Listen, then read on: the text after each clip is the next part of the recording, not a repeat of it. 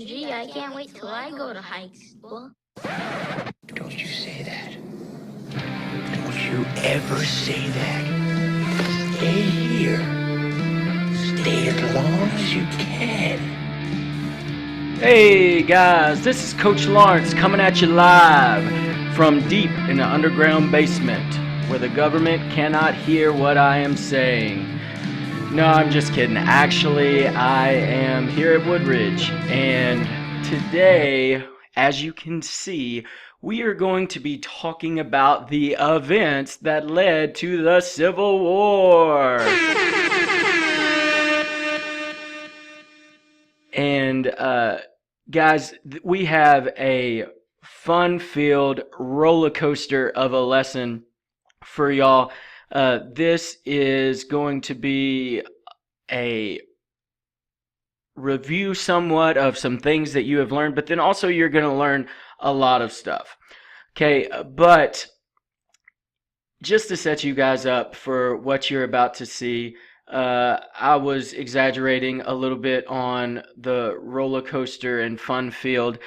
This is a lesson about the events that led to the Civil War. So there's not going to be a whole lot of feel-good, happy stories. This is dark, okay? There are a lot of things that you're going to see where our country eventually, these things led to our country being torn apart. And it is a tough lesson, and it is also the longest lesson that you will probably have this year. Yeah, all right. Okay, so yes, it is a long lesson, but we will get through this nonetheless. So, again, use this video to fill out your notes. Be sure to pause whenever you feel the need to be able to fill out your notes guide. I want to make sure that you remember that this is for your last bundle. This is the last bundle that we will take this year. So that's yeah. Thank you. Yeah, that's really exciting. So the last bundle this year, and then we're going to be moving on to our STAR test review. So exciting stuff.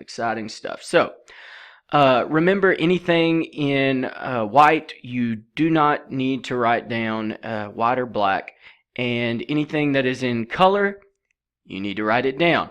If you have any questions about something, you don't know where it goes, or you're not exactly understanding what it means or its significance, raise your hand. I'm going to be walking around making sure that everybody's on task, everybody's doing what they're supposed to be doing. So without further ado, let's go ahead and get started. So events leading to the Civil War. So sectional differences is the main thing that led to the Civil War, and that's the first thing that we're going to talk about right now. So basically, you have three regions in the United States at this time, and these are three different regions when it comes to economy, culture, and their views on what the role of government should be. Okay, we have the Northeast, okay, and this is the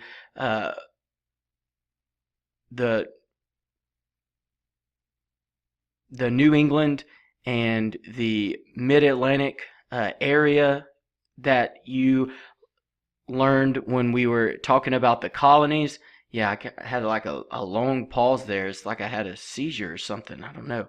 But yeah, and obviously we have been talking bundle after bundle about the different economic practices of the different regions. And so the business and manufacturing economy dominated the Northeast. Okay, and their belief for what government should be doing, okay, obviously they believed in tariffs. They wanted a protective tariff to help protect northern manufacturing. They backed internal improvements, okay, those infrastructure improvements, because they helped get things to the factories in the north. They wanted to end cheap public land that was being handed out in the western region, okay, obviously because cheap public land could be turned into some type of monetary gain for the government, and that's what they preferred instead of just basically handing out free land.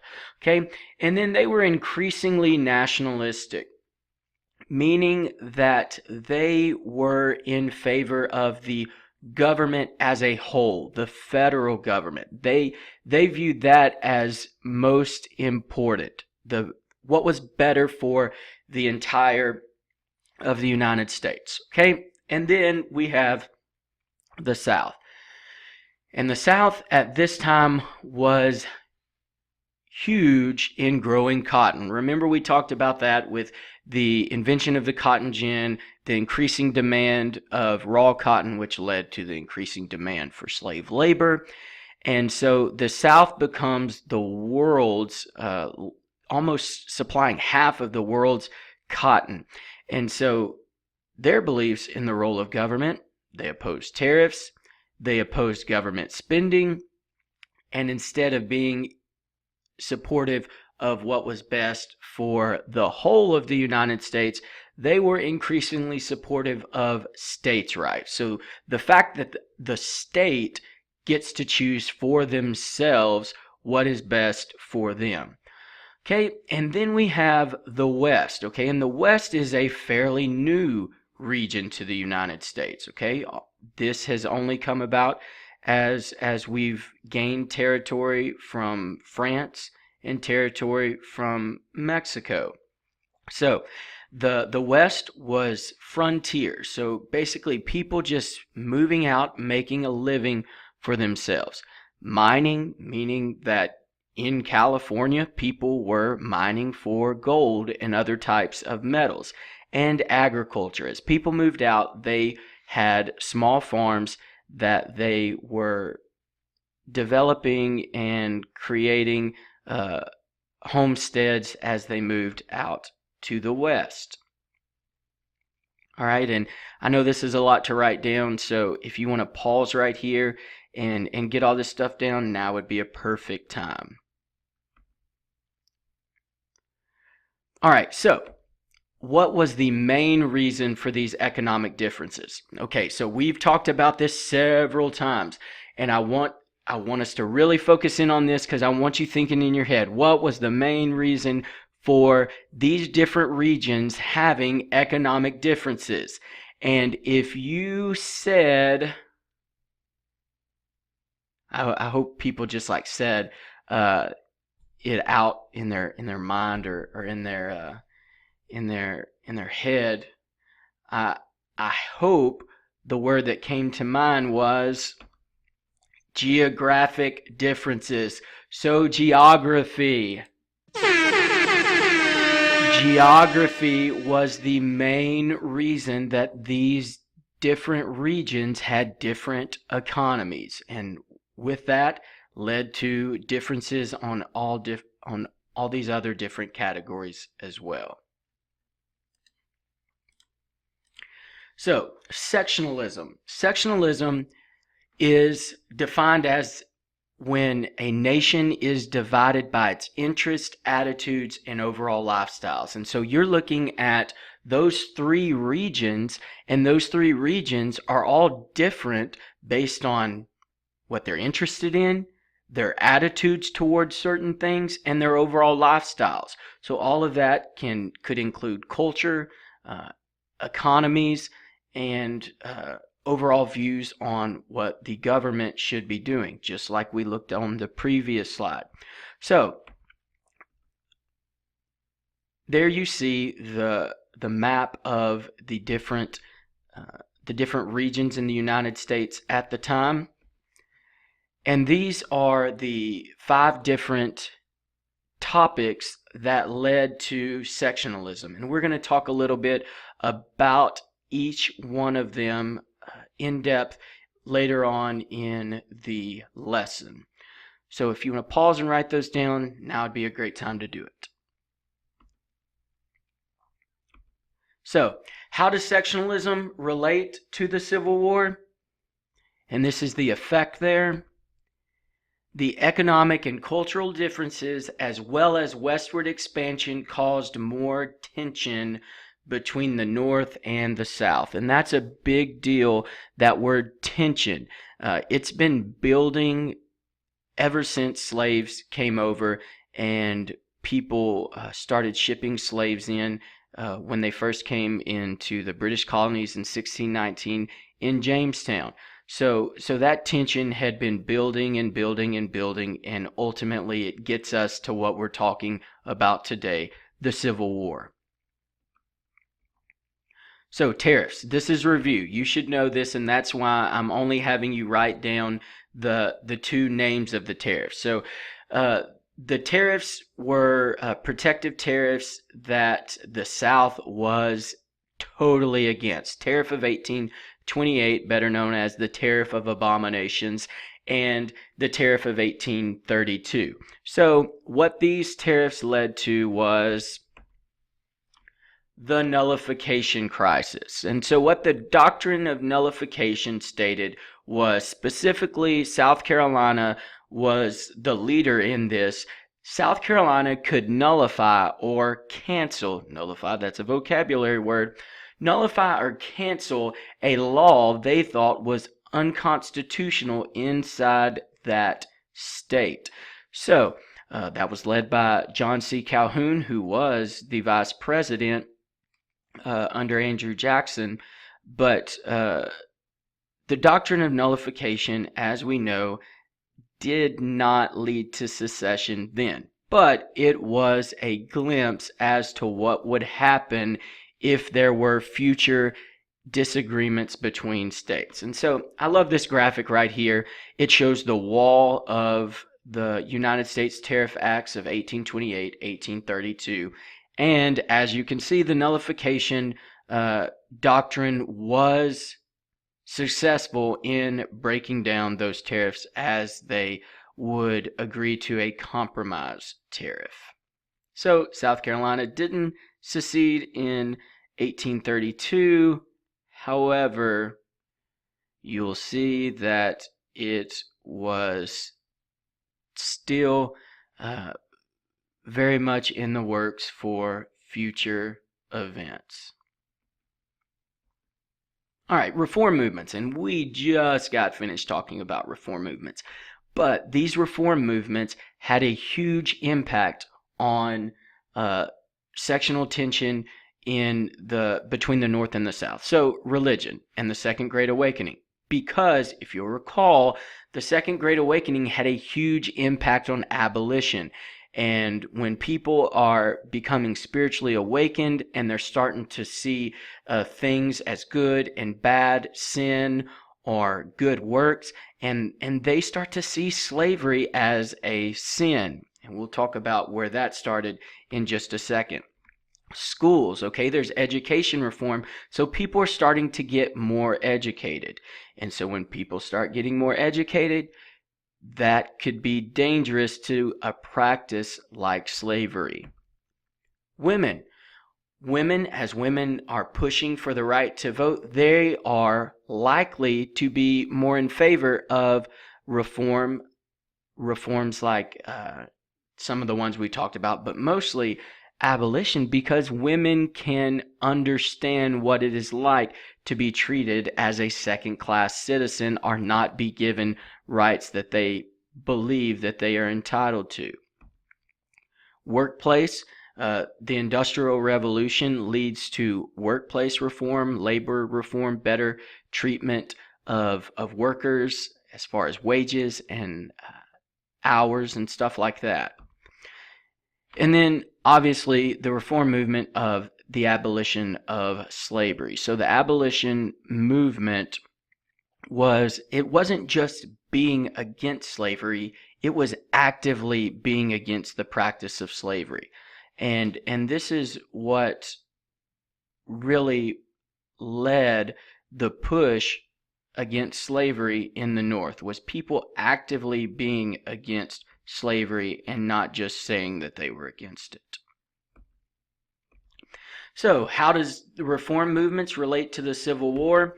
Well, as people see the need for change or reform, slavery becomes one of the biggest issues, if not the biggest issue, for need of reform. So, just a quick comparison of people of color in the United States. So, hopefully you know that not all black people in the United States at this time were slaves. There were free northern blacks that were not owned by anyone, and yet they did not live the best lives.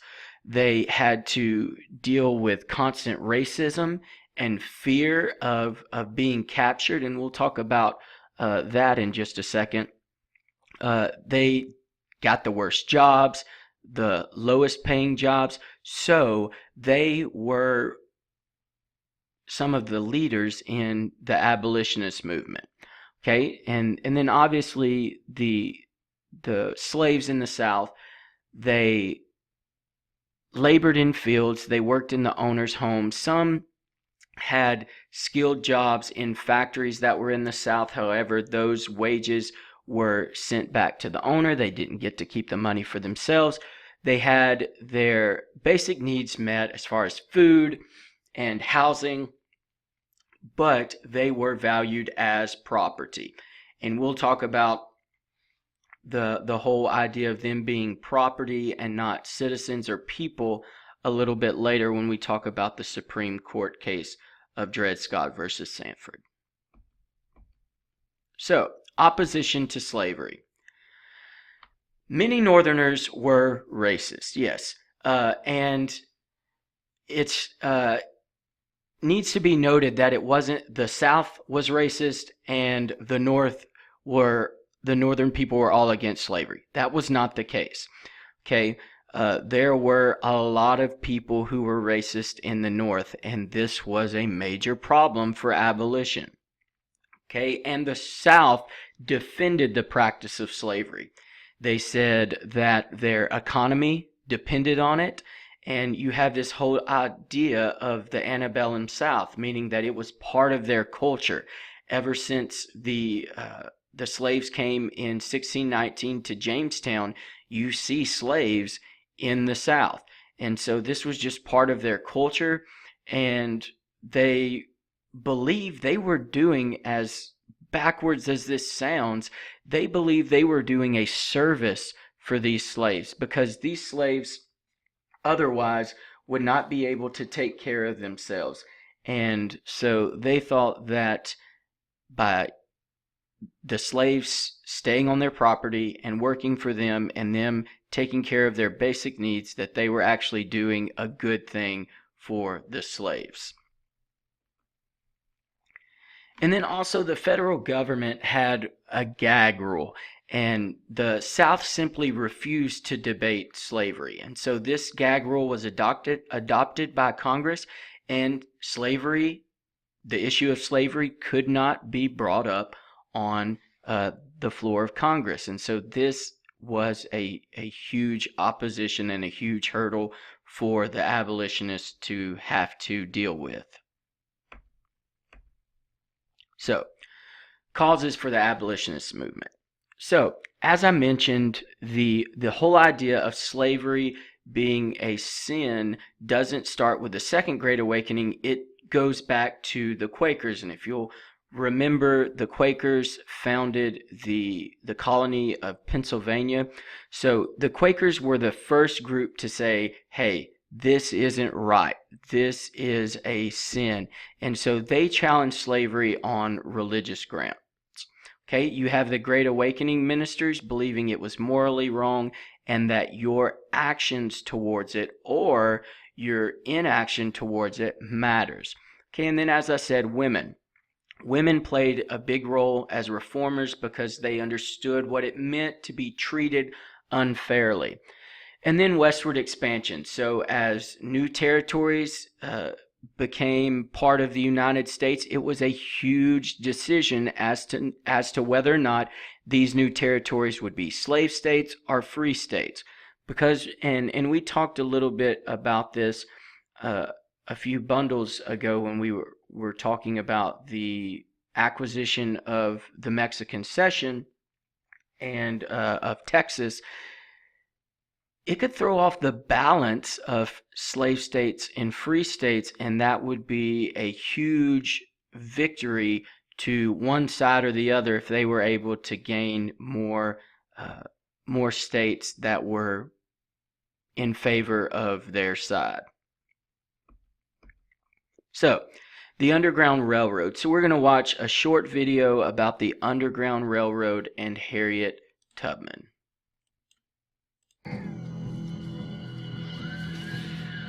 The best hope for escaped slaves is the legendary Underground Railroad, the tireless efforts of Harriet Tubman. An escaped slave herself, she risks her life returning south again and again to guide others to freedom.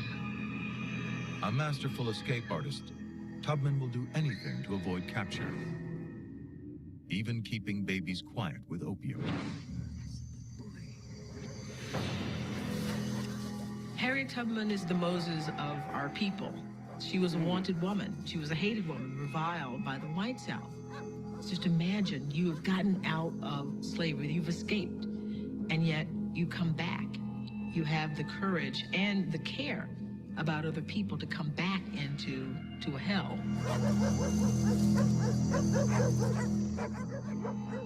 The South puts a $40,000 reward on her head, but nothing stops her. 40,000. That's a lot of money back then. 40,000.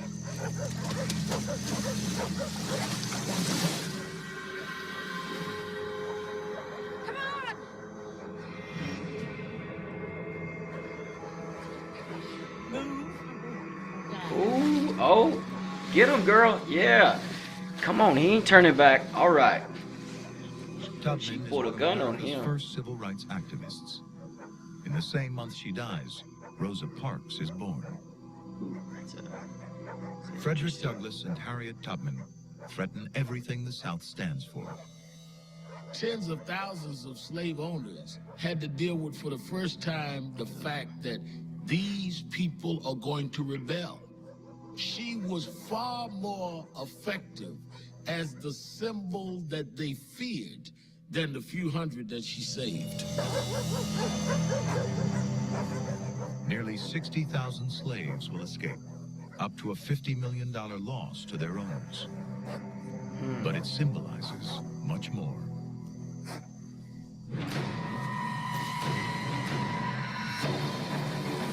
Now the South has a fight on its hands.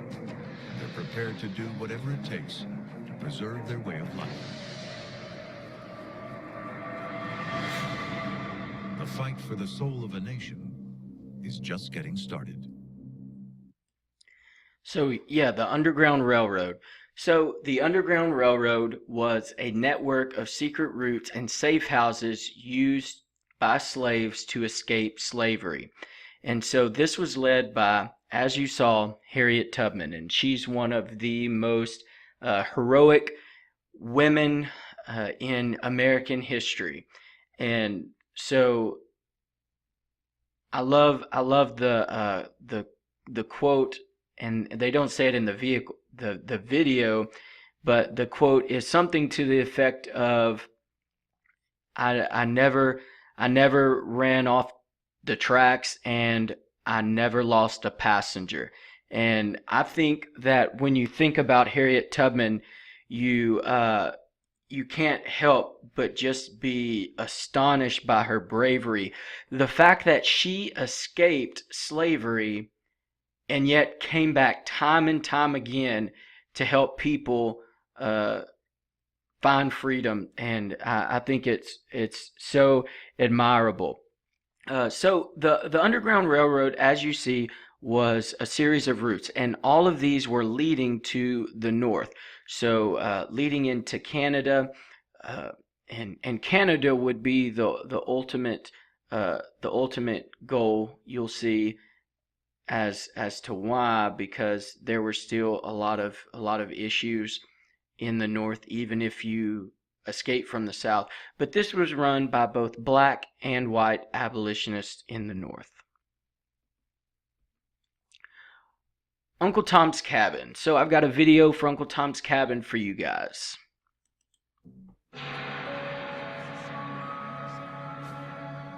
Midway through the 19th century, America is entering the modern world. In 20 years, there'll be Levi's jeans, chewing gum, and hot dogs. But the nation is split, being torn apart at the seams, dividing North and South. No pun intended. Slavery Seams. became not simply a political Nailed issue, it. not simply an economic issue, but a moral issue as well. It became the issue that defined North and South in the 1850s. September 1850. The fugitive slave law brings the brutality of Southern slavery to the North. And we'll talk about what these are in a little while. Now, no African American is safe anywhere. Gentlemen, you've made a mistake. This is a place of business. I'm a tailor to my clients. I'm a free man. I'm not a slave, gentlemen. Fugitive slave law meant that if you were a slave and you managed to escape to the North, your master could come and get you, and you had no recourse. Not only that, if you were a free Negro, they still could sell you down the river. The search for runaway slaves become a witch hunt. Any African American can be condemned simply with an accusation. Even a free man has no right to a trial by jury. Federal magistrates get $10 to rule them slaves, $5 to set them free. Ordinary people are outraged by the new law. Abolitionist newspapers and literature spread like wildfire. Published in 1852, Uncle Tom's Cabin becomes the best-selling book of the century after the Bible. A passionate anti-slavery novel written by Harriet Beecher Stowe, an unknown housewife from Connecticut. It mainly appeals to women who are becoming politicized for the first time. Slavery is the burning issue of the day. As America expands across the continent, North and South face off over each new territory. Will it be slave-owning or free? The Northerners began to see that, wait a minute, they're not going to keep slavery just in the South. They want to take slavery west and to turn the country that's what we were into talking a about. slave country. So, Harriet Beecher Stowe's Uncle Tom's Cabin. As you already know, Uncle Tom's Cabin was a book written by Harriet Beecher Stowe, and it wakes up people in the North to the horrors of slavery. Now, it was really easy to be in the North and not see slavery on a daily basis like people in the South did. And so it is something that you can just put in the back of your mind and be like, yeah, I think it's kind of wrong, but it's not impacting me. It's not really affecting me, so it's not that big a deal. But with Uncle Tom's Cabin selling millions of copies, as you saw or heard in that video just behind the Bible, it has a huge impact. And it is said when Abraham Lincoln met Harriet Beecher Stowe, he says, so you're the little lady who wrote the book that made this great war. And that's my impression of Abraham Lincoln. So his voice was kind of high, they say. So I tried to do that, but it was, oh yeah, thank you, Scott. So Abraham Lincoln definitely understood the impact that Harriet Beecher Stowe's Uncle Tom's Cabin had on the abolitionist movement. So the effect of Uncle Tom's Cabin on the abolitionist movement, it exposed the horrors of slavery that led to a greater increase of those in favor of abolition. And it strengthened the resolve of abolitionists all across the United States. So, And these are some posters talking about the Fugitive Slave Act. We're going to talk a little bit about that when we look at the Compromise of 1850. But you can see here that slaves were not safe even if they were to escape to the north. They would be risking getting captured, and people were given rewards if they were able to turn them over. And so it was a very dangerous and little success rate for those who did try to escape. So as we mentioned, there were westward expansion issues, and so this is going to be a very important part, and there's several different things that go along with this. And these 5 things are the different issues that rose as we began to add land onto the United States. So first off, the Missouri Compromise of 1820. All right, so as I mentioned, balance was a huge deal. If you got more slave states, the free states felt like they were in risk of losing any type of chance at getting rid of slavery, and vice versa. They did not want the other side to gain more power. And so when Missouri applied for statehood, if Missouri, who was expected to be slave, did become slave, there would be an unbalance. So as Missouri enters as a slave, we add the state of Maine as a free state. So that was part 1 and part 2 of the Missouri Compromise. And then the third part of the Missouri Compromise, it established the Missouri Compromise line. And the Missouri Compromise line was set at 3630 north latitude line, and it made any state that was north of that line a free state, and any state that was south of that line a slave state. So, big problem when it comes to 1850, because as you can see, cuts right through the middle of California. So that ends up leading to the I want to talk about this. I like this little picture right here. And this is basically saying that the Missouri Compromise and these other compromises were basically Band-Aids that were put on a broken bone. The United States is fracturing down this line separating north and south. All this tension, all of this disagreement. And basically they were doing this law saying that should hold it. And so I like this little picture here. It looks like probably a kindergartner drew it, but nonetheless it does get its point across. So, and before we get to California, you're familiar with the Wilmot Proviso over territory that gained from Mexico. It was not voted on favorably in the Senate, and that is what would cause it not to pass. So, the Compromise of 1850, as I mentioned, California being added as a state would create a huge problem because the Missouri Compromise line went straight down the middle of it.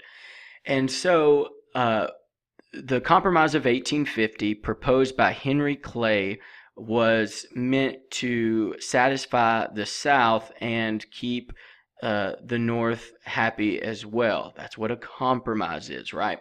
So, 4 parts. California, admitted as a free state. But now there is an interesting part that is included. The second part, Utah and New Mexico territories that are coming in as states, they get to practice popular sovereignty. So popular sovereignty is when people have the power to choose whether to have slaves or to be free in their state. So you know what popular sovereignty, popular people, sovereignty, power, people have the power to decide. And for this, people have the power to decide whether or not they would be a slave state. Third part, slave trade is abolished in Washington, D.C., which is the nation's capital, which, you know, as it is in the South, okay, because it's, you know, Virginia, Maryland, it's in the South, so that was a big deal. And then number 4, harsher fugitive slave laws. So as we were talking about, as you saw in that video, any slave that was able to escape to the North but was caught, they would be required to be, the people in the North would be required to return the escaped slaves. And this is a big deal because you're going to find out later on when we talk about the Emancipation Proclamation.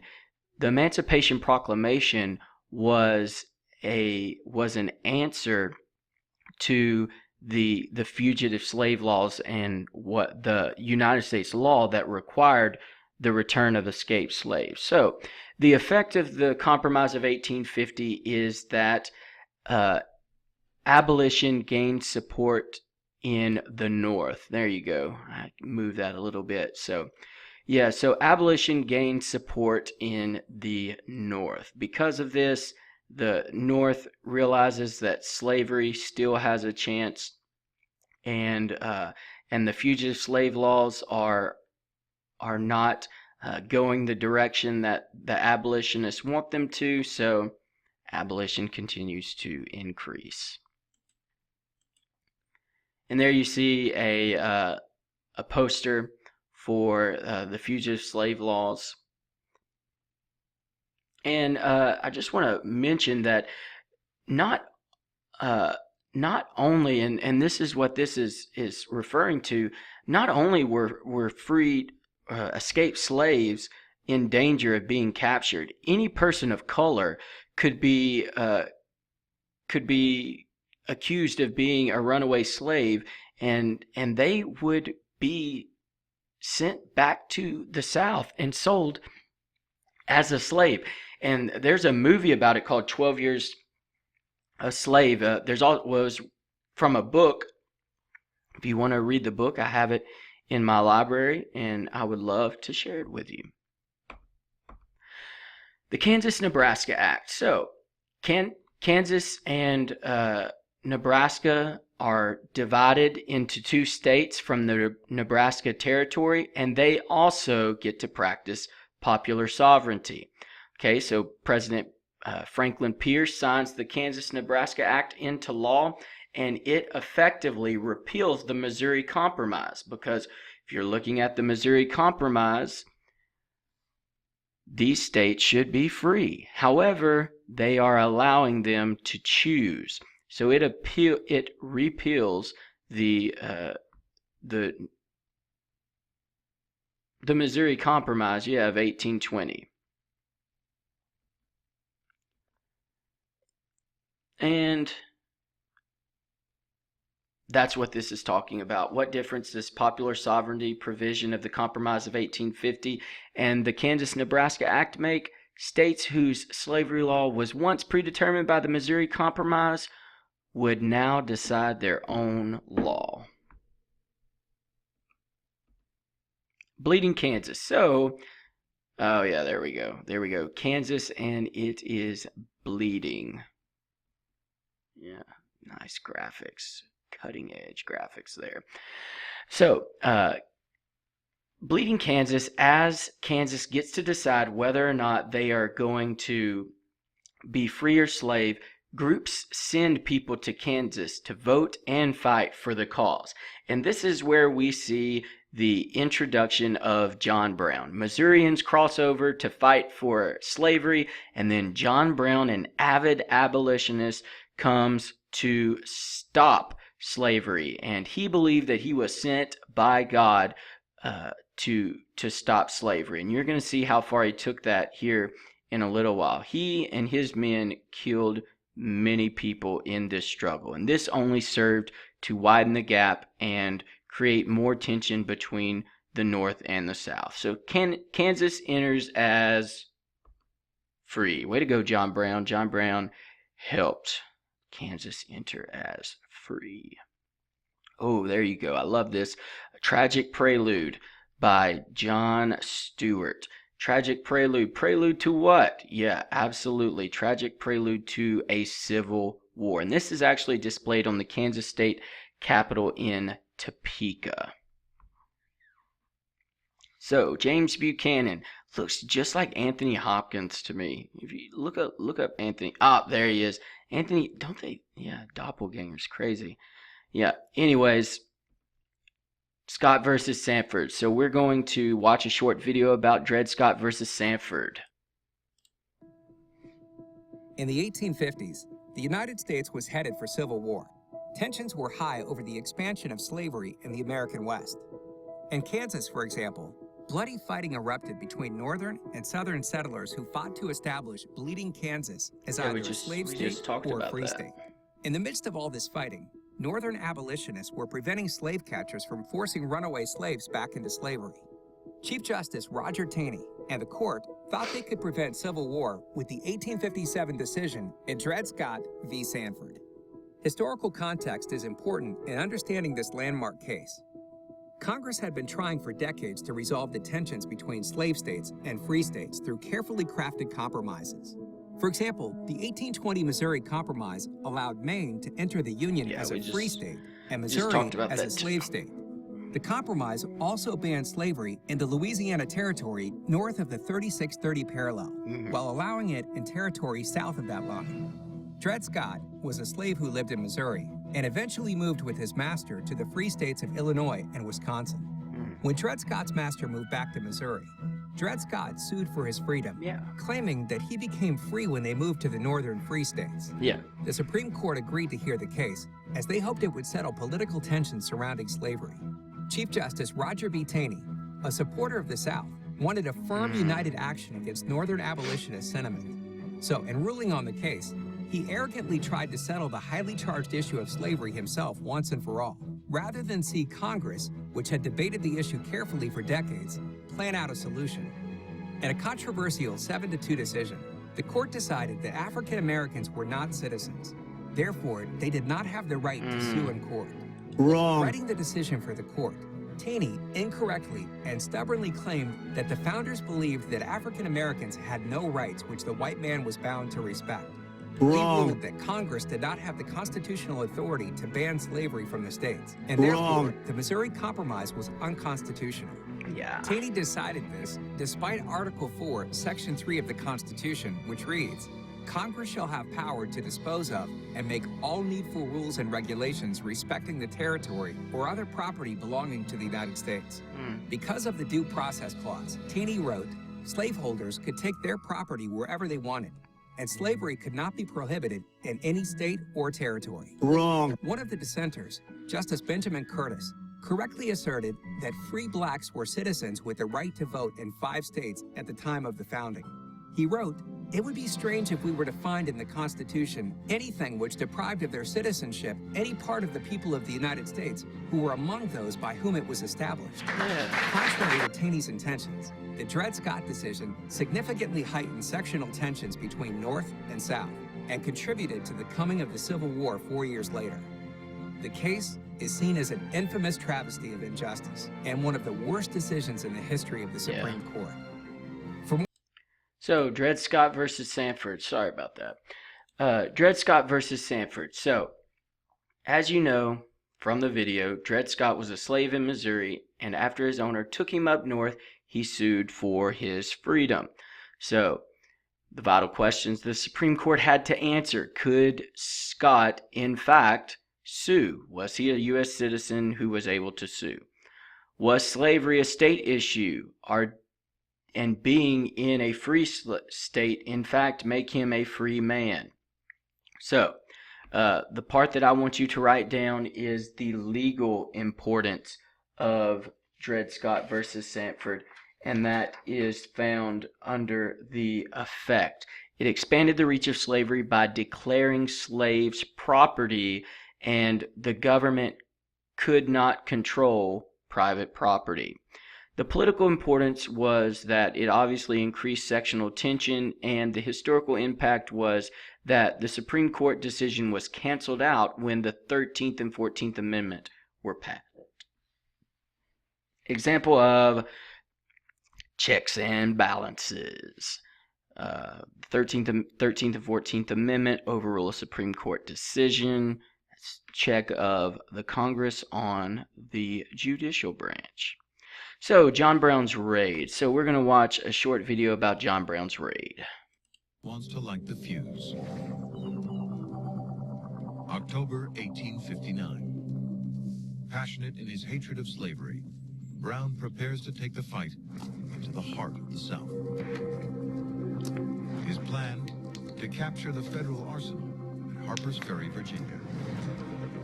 The biggest collection of weapons in the South. 20,000 rifles, muskets, and pistols, worth almost $7 million today. That's a lot of money. He wants to arm Southern slaves and lead a slave rebellion.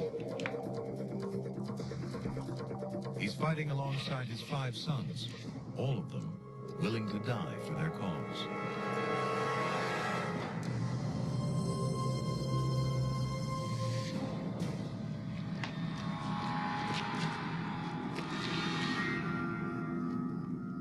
The arsenal is poorly defended. Breaking in is a pushover. But his raid is based on local slaves rising up and joining the fight.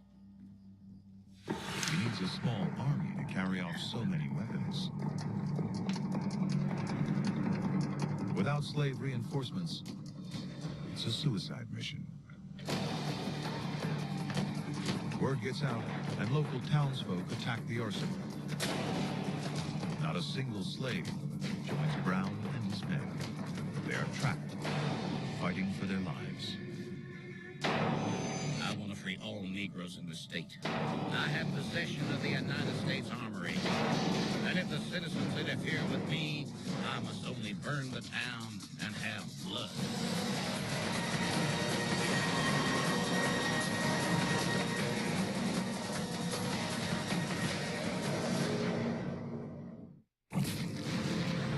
Brother fights brother. They fought and lost hundreds of thousands of men on both sides, fighting for what they believed was right. In America's deadliest war. Okay, that was like a commercial or something. There we go, we're back at it.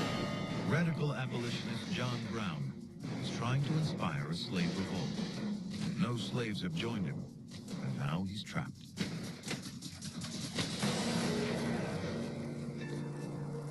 At dawn, the U.S. Marines arrive.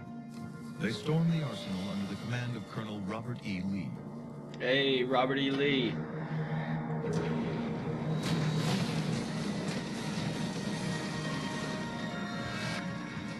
Brown won't go down without a fight.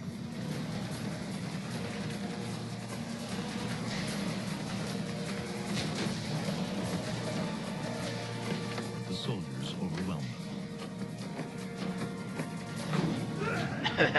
that was gonna help. That one barrel right there, yeah. The fight against slavery has only just begun. But John Brown's crusade is over. His sons are dead. His trial captivates the country. Charged as a criminal, he puts the institution of slavery on trial. America is fatally divided. Brown is convicted of treason and sentenced to death. A terrorist in the South, a martyr in the North.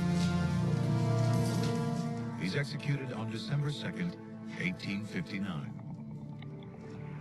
As the country prepares to elect a new president in 1860, many wonder if the nation can survive. I, John Brown, am now quite certain that the crimes of this guilty land will never be purged away, but with blood. Yeah. So yeah, John Brown's raid.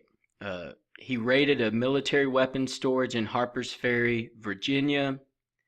Brown received financial backing from Northern abolitionists, and its goal was to seize weapons and then distribute them to slaves who had escaped to join him, and they would start an uprising. However, it was a failure. Brown was captured. He was hanged for treason, and as it mentioned, his sons died as well.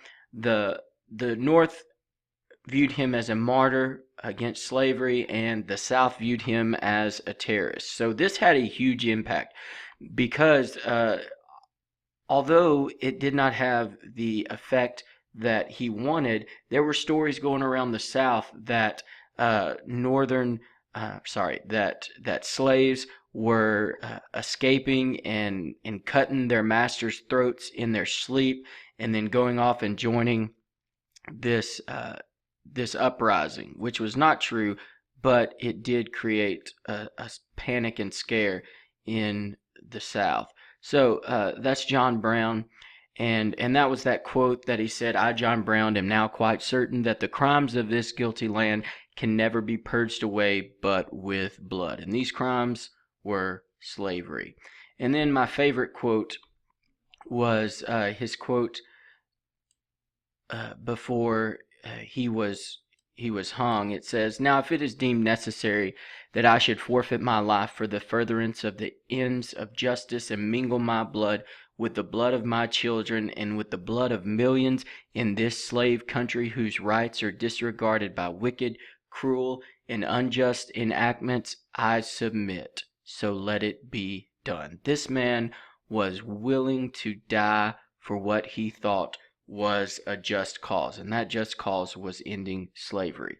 Like his tactics or not, he had a huge impact on the abolitionist movement and a huge impact leading up to the Civil War. So that's a painting of him going to be hung. And then finally, we reach the election of 1860. So the election of 1860 had 4 candidates. The Republicans' platform, who they were on the side of abolitionists more so, the Democrats were on the side of the South. They weren't going to get rid of slavery, but they would limit its extension. So you can see that the United States votes mostly on geographic discriminations, and the North has more people, so Lincoln is elected. So under election of 1860, I want you to write that Abraham Lincoln becomes the 16th president. So this information here. So the election of 1860 leads to Southern radicals seeing no alternative but to secede. And so that's what it leads to. And then you have secession, meaning to withdraw or leave. That's the definition of secession. Okay, and then our first bullet point under secession, South Carolina was the first to secede. And what they justified it based on was states' rights, saying that a state had voluntarily joined the United States, therefore they could voluntarily leave. So within 8 weeks, Mississippi, Florida, Alabama, Georgia, Louisiana, and our very own Texas, despite Sam Houston's thoughts on it, voted to secede. This is the Deep South. These were what were known as the Seven Sisters. These states, including South Carolina, seceded, and this was even before the inauguration of Lincoln. And a new nation is established, and this is our second bullet point. A new nation is established, the Confederate States of America, with Jefferson Davis as president and Alexander Stephens as vice president. And here you see the map of the Confederate States of America.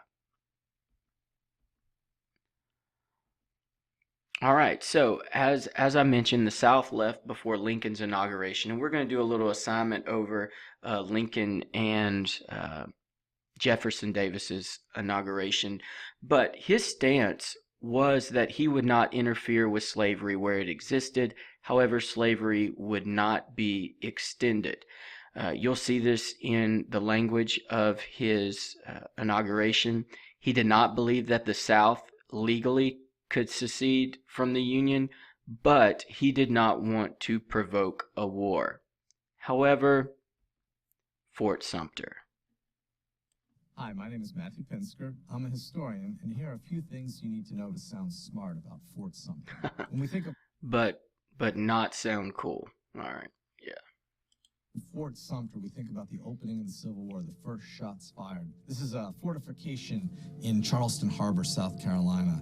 And on April 12th, 1861, a bombardment began that did... And to sound smart, use words like fortification and bombardment. That's really important. ...initiate the conflict between the Union and the new Confederate States. But really, this story does begin with the secession crisis. Secession starts in December of 1860 in South Carolina. It's a response to Lincoln's election. The Republicans taking power scares a lot of the slaveholding interests in the South. Ultimately, 7 states will form the Confederacy in early 1861, and they will threaten federal fortifications in different harbors across the Atlantic coast and into the Gulf Coast. Harbors like Charleston, South Carolina, where there are federal fortifications and federal troops. Some say they can't hold the forts in the harbor, so they should withdraw altogether. Others say that they should resupply and reprovision the forts and try to launch an offensive.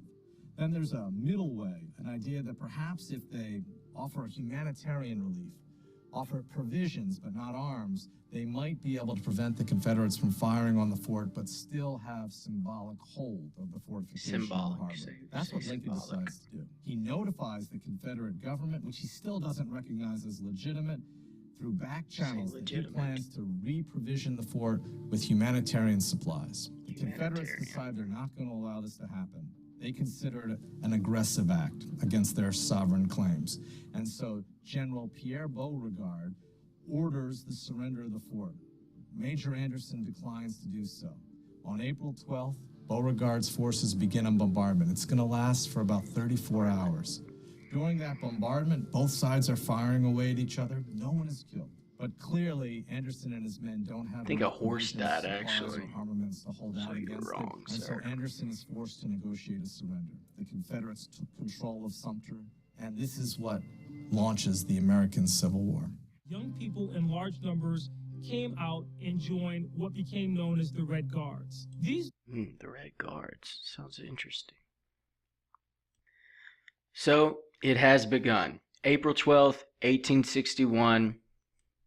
Fort Sumter, South Carolina, the first shots are fired in the Civil War. And so, guys, I know this has been a long, I'm going to stop it to where it's actually right under an hour. But I hope this wasn't difficult. I hope it kept your attention. Great job. Make sure that you've answered any questions. I'm going to try and answer at this point, I'm going to try to input some questions, some short little response questions within, and make sure you do those. I think you'll have to do those, so I don't really know why I'm saying this, but awesome. This will be Tuesday, so good luck all you track people. Yeah, and it'll be weird because I feel like when I say this stuff, you are going to be looking up at me, and then I'm going to just be smiling, shaking my head. All right, guys, stay classy. Have a great day.